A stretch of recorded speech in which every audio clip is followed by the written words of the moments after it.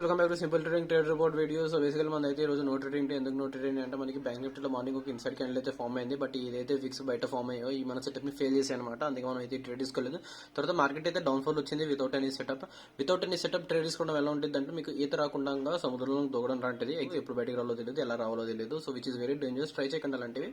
And ఇక్కడ కూడా same అంతే, అలాంటివి ట్రై చేయకూడదు. కంగారులో ఏదో చేసే బదులు దూరంగా ఉండి చూడడం బెటర్ అనమాట.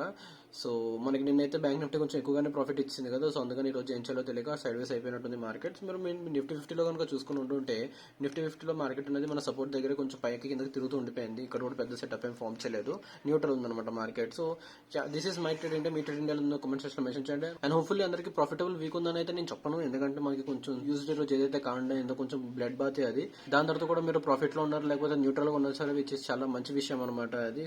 You guys keep on rocking. So next session లో కలుద్దాం. అండ్ ఇప్పటిదాకా మీరు ఛానల్ సబ్స్క్రైబ్ చేసి మీ ఫ్రెండ్స్ షేర్ చేయండి.